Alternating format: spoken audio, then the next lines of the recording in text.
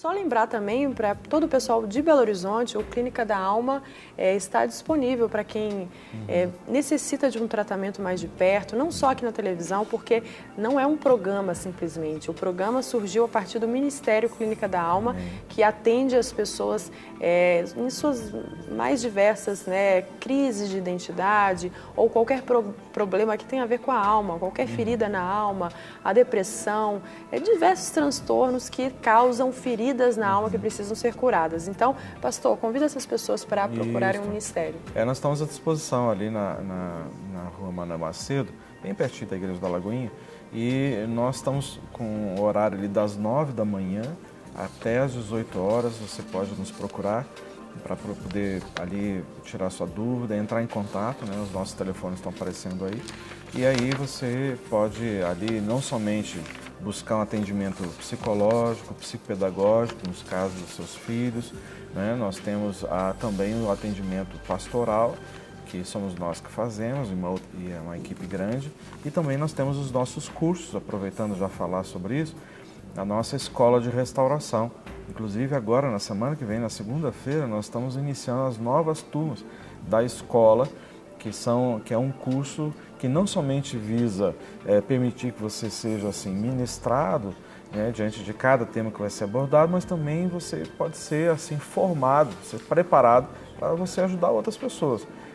Isso não está restrito apenas à Igreja Batista da Lagoinha. Aliás, os ministérios da Igreja da Lagoinha não estão restritos apenas aos membros da igreja. Está aberto a qualquer irmão, qualquer irmã de qualquer placa denominacional está lá conosco. Então, os cursos nós vamos ter ali turmas à tarde e vamos ter algumas turmas à noite também. Você pode entrar em contato no mesmo telefone ou envie um e-mail para a gente que a gente vai passar as instruções para você.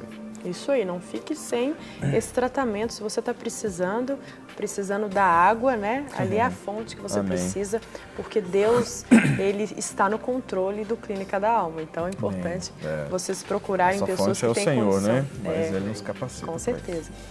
E aqui mais uma, a gente acabou de dizer que muitas pessoas assistem o Clínica da Alma de madrugada, então o programa é reprisado, às vezes elas perguntam sobre temas que já passaram, mas a gente vai responder. Quem manda aqui a mensagem para a gente é de Vitória Ventura, Vitória Ventura. Ela diz o seguinte: lembrar de fatos que machucaram por dentro e não conseguir chegar para a pessoa para conversar sobre tal assunto pode ser uma automutilação, sendo que vem a culpa por ter se sentido machucado com o fato e a culpa por não conseguir conversar com a outra pessoa. Seria isso uma automutilação?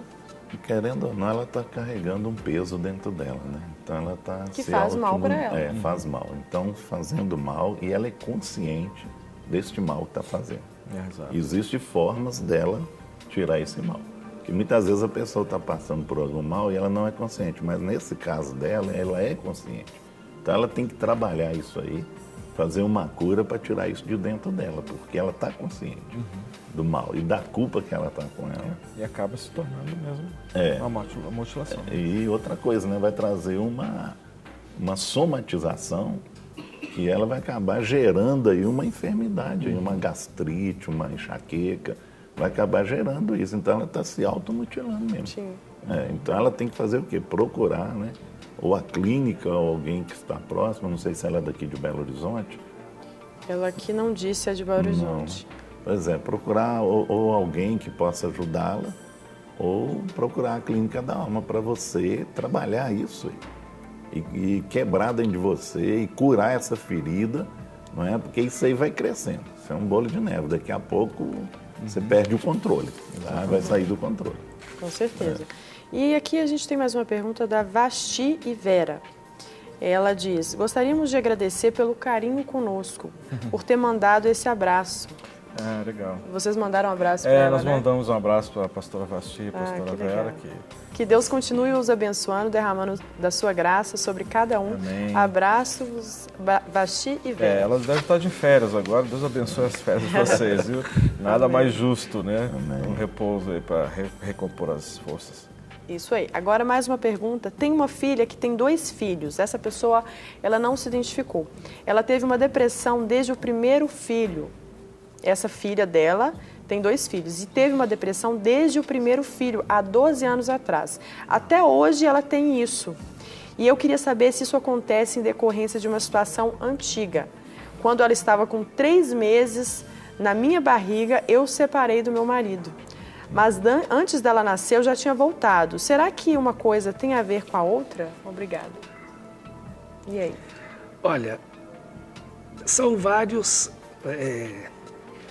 coisas que levam a pessoa à depressão. Sim. Né? Nesse caso, parece que a filha dessa senhora teve um quadro de depressão pós-parto, né? Pelo que logo depois do primeiro filho. Que acontece né? muito. Né? Que é um quadro muitas vezes comum. Agora, saber exatamente se a causa dessa depressão é o fato de quando ela estava no ventre da mãe com 3 meses, né? A gente não tem como identificar isso de uma maneira taxativa. Com certeza, essa experiência que ela teve ainda no ventre da mãe trouxe várias sequelas e muitos sentimentos que, com o passar do tempo, não sendo trabalhados e elas não sendo curadas, vão ser um alicerce para esse quadro de depressão. Sim. Né? Então, ela experimentou, não sei quais foram as circunstâncias dessa separação aos 3 meses, né, de gestação, mas com certeza ela experimentou a rejeição, ela experimentou o abandono, né? Então, mesmo tendo o casamento sido restaurado depois, mas esse sentimento ficou. Né? Então, sim, nós não temos um pano de fundo completo. Agora, que com certeza essa situação vivida ainda no ventre, ela não sendo resolvida, ela potencializa muito o quadro hoje, sim, de uma depressão. Agora, uma mãe também que pode estar assistindo e está passando por uma situação semelhante, o que ela pode fazer? Porque, de repente, a mãe não perdeu o controle em uma época da vida e a filha nasceu. O que a mãe ou o pai, que são autoridades espirituais na vida do filho, podem fazer para que lá na frente esse filho não vá colher a consequência de um trauma muito grande sofrido pela mãe na gravidez, enfim? Olha, é muito interessante quando os pais têm consciência de que aquela atitude pode resultar numa ferida lá na frente, né? E uma das coisas é se identificar com o próprio filho, né? E fazendo isso diante do Senhor. A princípio, talvez, o filho seja muito pequeno, não vai entender, né?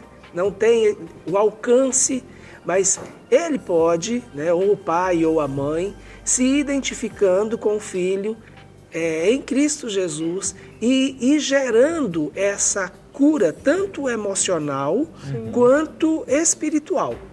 Porque o pai, como os pais, né, como autoridade, eles podem criar uma blindagem para que esses espíritos não tenham força para influenciar a vida dos filhos. E eles podem ir ministrando na vida dos filhos e trazendo, de alguma maneira, um antídoto para aquela ferida que foi causada.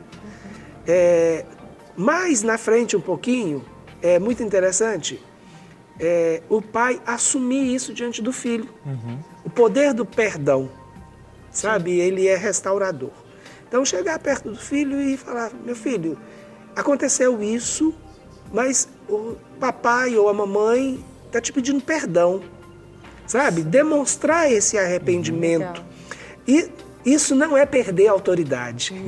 Isso não é perder o controle. Isso é ensinar a pedir perdão. Exatamente. Inclusive. Muito pelo contrário. Pedir perdão não é perder o controle. É assumir o controle. É verdade. Né? Porque quando você se humilha, reconhecendo que você errou, você deixa que Deus interage com você naquele momento, e aí você entrega tudo nas mãos do Senhor, e o Senhor recebe, porque Ele sabe da sinceridade do seu coração, do seu aquebrantamento, do seu arrependimento. Verdade. E o perdão mesmo tem poder, né? Tem Ele poder. Tem o poder de libertar, de curar. De curar. E é interessante perdoar, isso. você fala assim, Deus vai entrar no controle. Sim, né? verdade. Estou entregando as regras. Entregando Mas pra é Deus. sério isso. Muitos pais, eles têm um medo de mostrar para o filho a fraqueza, né? Tem medo de mostrar que é fraco, que está voltando atrás naquilo que falou. E muito pelo contrário, o filho, ele vai aprender muito mais com o exemplo. Então, se o filho vê você pedindo perdão, ele vai falar, olha, eu também posso pedir perdão. E para ele não vai ser uma coisa tão penosa e tão difícil quando ele precisar pedir perdão também para alguém. Então, é muito lindo isso. Às vezes que eu tive a oportunidade de ver meu pai pedindo perdão, eu falava, gente, que bonito, meu pai, ele está se rebaixando, entre aspas, né? Ele está mostrando para mim que nós somos iguais, que eu erro, mas ele também pode errar comigo, então ele está pedindo perdão. Muito interessante isso, pastor. E olha só, a gente tem uma situação aqui diferente da Simone, que mandou a mensagem falando do filho que tinha muita dificuldade de tirar a carteira. A Maria diz o seguinte, meu filho já passou pela prova de legislação, agora está na prova prática, né, para tirar a carteira de habilitação. Mas ele é tranquilo demais. Será que a tranquilidade excessiva também atrapalha e vai atrapalhar ele? Obrigada. É o oposto agora, né? O outro extremo, né? É o outro extremo. Muitas vezes há essa aparente tranquilidade, mas por dentro muitas vezes a pessoa está numa tensão, Sim. Só que não aparenta. Aí são reações distintas, né? Eu acho que assim, ser tranquilo, normalmente é você encarar as circunstâncias como que, ou seja, Deus está no controle disso tudo e você vai de acordo com o Senhor, vai te capacitando. Agora, pessoas que aparentam tranquilidade demais, muitas vezes por dentro são super tensas e intensas também, né? Que muitas vezes pode vir a ter situações de dificuldades também. Claro. Mas eu acho que assim, você não tem que se preocupar por ser tranquilo demais, não. Deixa ele assim, tranquilo. É melhor do que se ele fosse nervoso demais. Né? Deixa assim que tá... Melhor tranquilo do que nervoso. Cada temperamento, a gente tem que entender que cada temperamento tem os pontos positivos, mas também tem os negativos. Né? Exatamente. Existe a balança para todos os lados. Colérico tem o negativo, mas tem o positivo também. Né? O ideal sanguíneo, é o equilíbrio, todos né, eles, exatamente. O equilíbrio, mas eu costumo dizer que a pessoa tranquila demais, ela nunca sofre, ela sempre está feliz.